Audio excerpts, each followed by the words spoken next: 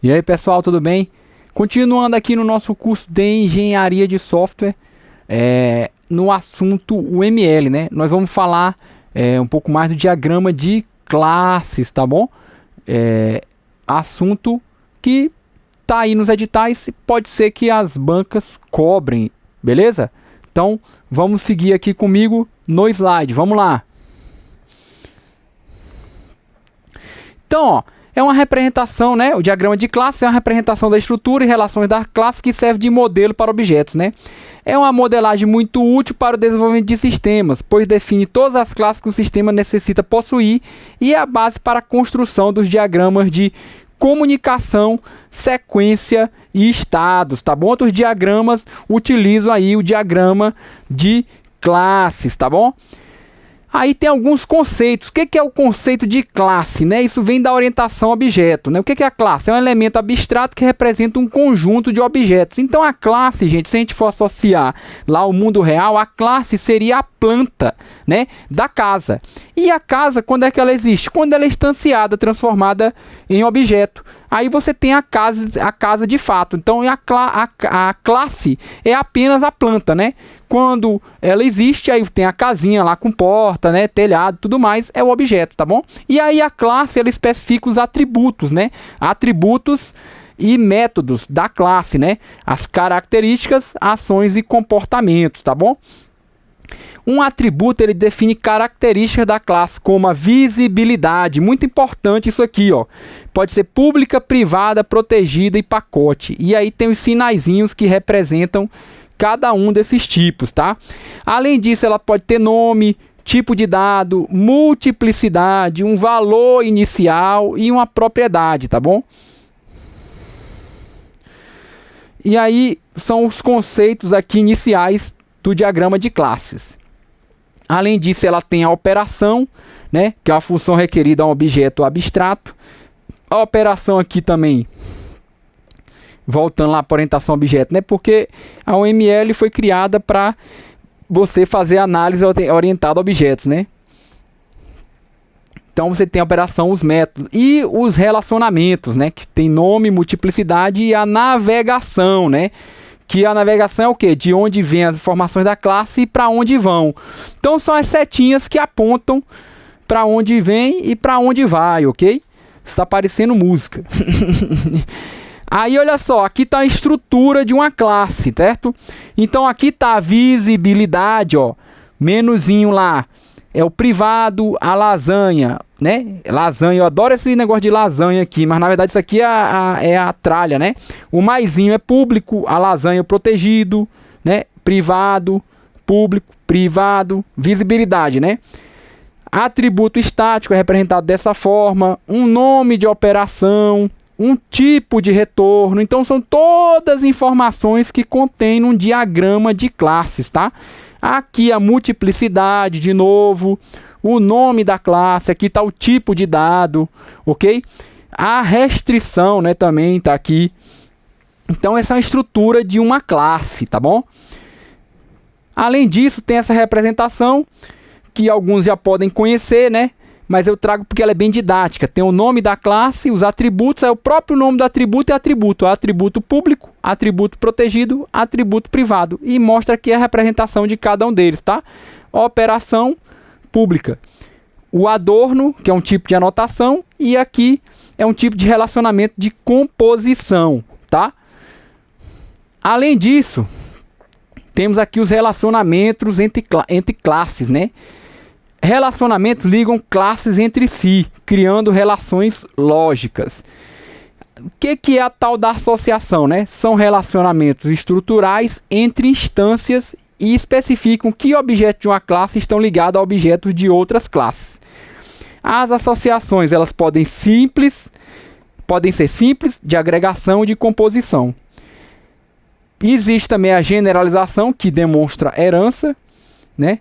A dependência e a realização. E a multiplicidade, ela é representada dessas formas, né? 0 ou uma instância.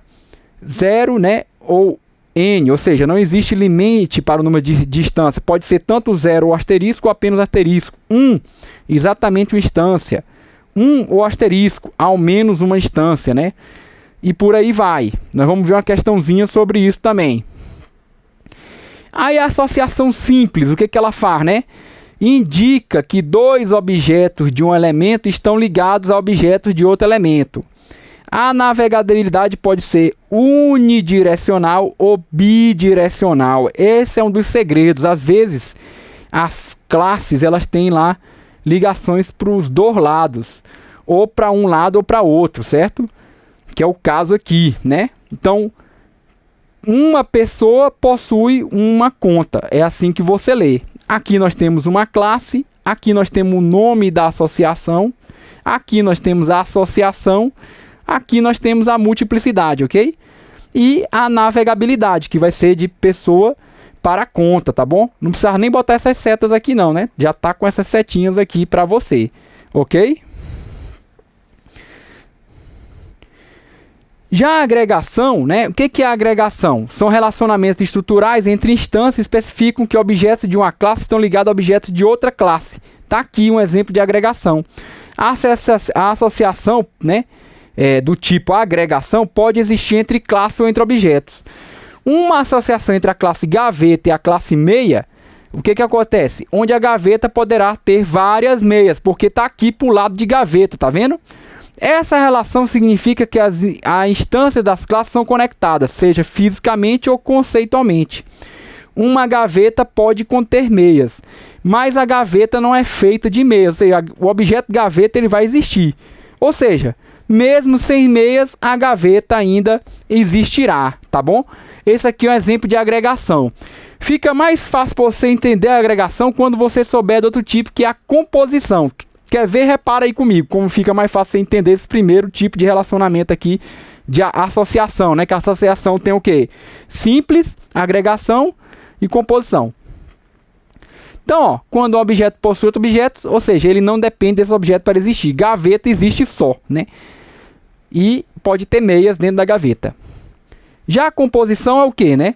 Diferentemente da agregação, é um relacionamento de contenção. Um objeto container contém outros objetos, elementos. Esses elementos que estão contidos dentro de outro objeto dependem dele para existir. Eles são criados e destruídos de acordo com seu container, ou seja, computador terá componentes. Só que se o computador morrer, os componentes vão junto. A composição na UML é representada por uma linha com um losango preenchido. Tá vendo que tem a diferença da agregação? A agregação é o losango sem estar preenchido, ok? Eita, losango feio. Tá bom? Aí, um computador, né, como eu já falei, é formado por seus componentes. Sem todas essas peças, não existe nosso computador, de acordo com a representação do diagrama. Logo, no nosso diagrama, o computador é um conceito, pois concretamente ele é composto por um conjunto de diferentes componentes, tá bom? Então, exemplo aí de composição. Aí você vê agora como é mais fácil entender a agregação, tá bom? Quando o objeto é formado por outro objeto, ou seja, suas partes o compõem, sem elas o objeto não existe. Já a dependência, né? São relacionamentos de utilização no qual a mudança na especificação de um elemento pode alterar a especificação do elemento dependente. Está aqui, ó. Essa parte aqui é uma dependência, certo? A dependência de classe indica que os objetos de uma classe usam serviço de objeto de outra classe. Nós vamos ver outra representação dessa. Aqui também tem uma herança, porque às vezes o pessoal acha que a dependência é igual à herança. Vou te mostrar como a dependência é diferente. Aqui o método ligar, ele depende de aparelho eletrônico, porque ele está passando como parâmetro um objeto AP eletrônico da classe aparelho eletrônico. Já na herança, quando a gente faz herança, a gente herda os atributos e os métodos na classe, né? Aqui tem a superclasse, aqui tem a subclasse. Só que nesse caso, o ligar foi sobrescrito. Então nós temos uma implementação do ligar em DVD Play. Então, se houver alteração do ligar em aparelho eletrônico, isso não prejudica o ligar de DVD Play. Tá vendo a diferença da dependência para a herança, né? E a herança a gente faz sempre quando está mostrando aqui. Isso aqui é uma generalização, ok? Beleza? Na aula de caso de uso, né? primeira aula desse bloco aqui de OML, a gente mostrou lá uns exemplos de generalização entre casos de uso, tá bom? Por isso que o slide aqui ficou só dependência, você deve estar lembrando. Se tiver esquecido, retoma lá na aula.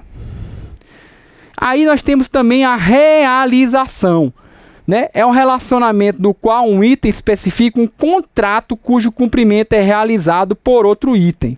Esse é o conceito de interfaces, né? As interfaces e as classes ou componentes que a realizam. Então, aqui já tem um exemplinho de código, né? Na linguagem Java. Então, você tem a interface e alguém, né? Tem essas duas formas de representar. Alguém implementa a interface. Então, você tem lá public interface controlador BD, certo? E tem esses métodos aqui. E a classe controlador Oracle, né? Ela implementa controlador BD, ok? Então, é um contrato. Então, as interfaces declaram que você vai ter que fazer essas implementações. Se a gente for aqui no pé da letra mesmo, tem um errinho aqui, né? Porque é controlador BD Oracle. E aqui está a classe controlador Oracle, tá bom? O professor já programa há muito tempo, vê essas coisinhas aqui, né? Mas aqui foram alguns duendes que mexeram, porque esse slide estava certo antes da aula, tá bom? Você já conhece essa história dos duendes aí, né? Tá. Então vamos continuar aqui, tá bom? Representações. Então tá aqui, ó, um resumo das representações do diagrama de classe, ó. Nós temos aqui agregação, multiplicidade, composição, né? Nós temos aqui herança, né? Nós temos aqui associação simples, né? E por aí vai. Aqui temos nome da classe, atributos, a visibilidade dos atributos, né? A gente tem nesse caso aqui outros atributos, visibilidade privadas, métodos protegidos, certo? Então tem uma série aí de representações da UML e do diagrama de classes, beleza? Só para você ver como são várias. Aí vamos ver uma questãozinha recente, né, 2019, que fala o seguinte: um técnico deve um diagrama de classe da UML 2.0 utilizar a anotação para declarar um atributo denominado produto de uma classe, podendo tal atributo conter de 2 a 6 valores. Dessa forma, a maneira correta de declarar esse atributo é... A gente viu as multiplicidades, só que a banca vem com essa história de 2 a 6 valores. Como é que a gente representa isso? Fácil, né? Não preciso nem ler os itens. Vamos ver a resposta? Letra B, né, gente? O 2 a 6 também pode ser. Não é só aquela história de 0 a 1 ou 0 por muito. Pode representar um valor fixo, ok? De 2 a 6. E a representação é essa aqui, que está na letra B. Beleza? Isso aqui não muda. A atualização que teve para o UML 2.5 são mais nos diagramas, né, que a gente já apresentou lá nas primeiras aulas de UML, tá? Esse tipo de coisa não mudou. Aí vamos ver mais uma questão, né, já aqui da banca CESP, que é uma banca que gosta de cobrar muito, né? Às vezes vai fundo. Então olha só, em relação ao UML, julgue o próximo item. Um diagrama de classes, né, UML, de um sistema a ser desenvolvido em Java, representa conjuntos de objetos que compartilham atributos, operações, relacionamentos e semântica. Isso está certo ou está errado? O que é que você marcaria nesse item? Então, vamos ver aqui, volta comigo. Então, ó, questão até simples, ok? Qual a resposta? Vamos ver a resposta. Correto o item, né, gente? E tá aqui a justificativa, né? Então, esse aqui é um conceito de diagrama de classes, né? O diagrama de classe de um sistema a ser desenvolvido em Java representa conjunto de objetos que compartilham atributos, operações, relacionamentos e semântica, né? Lembra que aqui no ML os métodos são chamados de operações, né? Já os atributos continuam lá com o nomezinho de atributo. Vamos voltar aqui no slide para a gente ver melhor a justificativa, porque fica mais fácil aí para você ler, né? Então, ó, usado com maior frequência na modelagem de sistema orientado a objetos, né? O diagrama de classe mostra um conjunto de classes e interfaces e colaborações e seus relacionamentos, tá? Faz a modelagem da visão estática do projeto de um sistema, a modelagem de colaboração ou modelagem de esquema, relacionamentos de dependência, generalização e associação. Beleza? Então vamos voltar aqui comigo. Então, gente, o diagrama de classes é um diagrama super importante aqui na UML, né? Como eu já comentei com vocês, os blocos de UML eu vou deixar uma aula, um tipo de diagrama, que fica até mais fácil para você encontrar na hora de estudar. Então já começamos a conceitos iniciais, caso de uso, diagrama de classe, né? Aí vamos continuar lá no sequência, atividades e vamos falar de todos. Então vão ser blocos menores, né? O diagrama de classes, ele tem algumas peculiaridades que eu apresentei aí para vocês hoje. As bancas, né, têm não exigido muito da UML, mas nós trouxemos hoje aqui de duas bancas importantes questões recentes sobre a UML, né? Porque com essa toada ágil, o pessoal começou a achar que o ML tinha morrido, né? Não, ninguém usa o ML mais. Mas saiu uma versão nova do ML, que nós estamos baseando nosso curso, né? Já comentei com vocês. E a gente está trazendo aí questões recentes, tá bom? Então ainda tem banca lá que tá questão da 2.0, mas se não mudou, eu trago a questão aqui para vocês, tá bom? Presta bastante atenção nessa questão da visibilidade, né? Eu não trouxe uma questão específica de um diagrama de classe a banca questionando isso, porque a banca não tem cobrado. Mas lembra que também que nosso curso lá no final eu faço sempre aquela aula de tópicos relevantes, né? Aí eu vou trazer uma questão dessa, só para você ver como a banca cobra. Mas basicamente você tem um diagrama lá de classe e ela pergunta alguma coisa da representação daquele diagrama, se você consegue ler aquele diagrama. O diagrama que a gente vai falar na próxima aula, eu vou falar logo do diagrama de atividades, porque eu andei consultando algumas bancas e tem voltado a cobrar esse diagrama. O normal seria falar talvez do de sequência, mas eu vou trazer logo o que tem sido cobrado ultimamente. Aí depois a gente fala de sequência e vamos vendo os demais, tá bom? Então serão blocos um pouquinho mais curtos. Então volta comigo aqui no slide e a gente já vai finalizar. Gabarito, né? Letra B e certo, né? E a gente vai encerrando aqui esse bloco. Eu sempre deixo no final, né, essa dicasinha aqui para você estudar. Aí volta aqui comigo e a gente vai encerrando. Então, conceitos gerais aí da UML, tá bom? Sem mais delongas, a gente vai encerrando. Então, aguardo vocês aí nas próximas aulas, continuando aqui nos diagramas que são super importantes, tá bom? Valeu, a gente agradece e até mais.